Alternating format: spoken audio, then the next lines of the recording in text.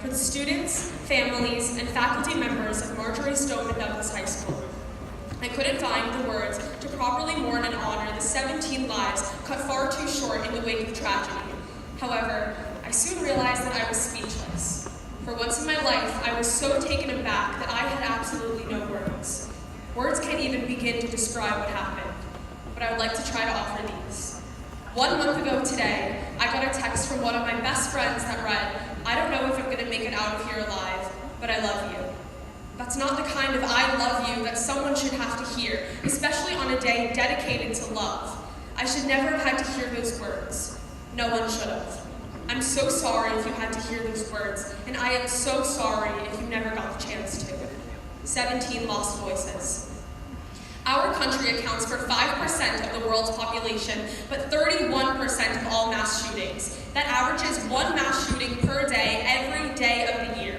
We are governed by a legislative body so frightened by gun reform that it allows what the rest of us fear, the real weapons of mass destruction, to go unchecked on our streets every single day.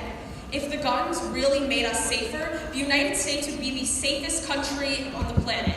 Instead, we have a gun homicide rate 25 times higher than any other developed nation.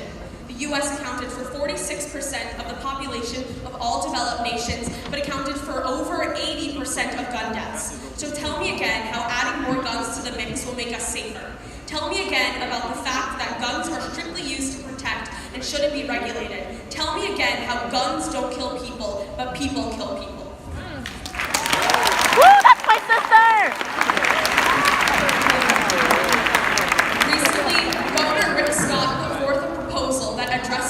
Safety procedures, funding for mental health initiatives, and raising the age to purchase a firearm.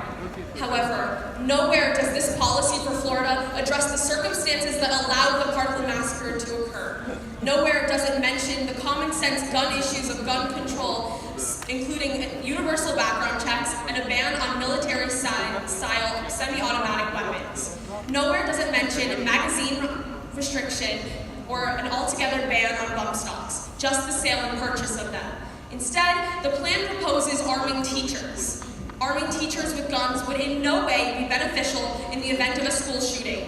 A shooter's situation is frantic, and arming teachers with guns would only add to the chaos. Someone with no training is bound to misfire, so why would we add to the already unfathomably high number of deaths due to senseless gun violence? How can we throw weapons at untrained civilians and expect them to fire with accuracy?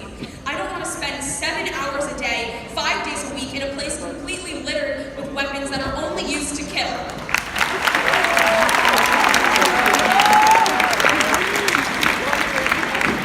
We don't need to introduce more guns into a system that's already been struck by too many. Unfortunately, this system has failed us far too many times, so why allow it to fail us again? A teacher's job isn't to point a gun and shoot. We shouldn't be fighting fire with fire. There's only one way to extinguish a flame, and it's not by fueling it even more. It's by suffocating it at the source. Our government believes that they can give us a plan that only addresses half the concerns we have. They think that by giving away just a little bit, we'll be satisfied and allow nothing to get done again.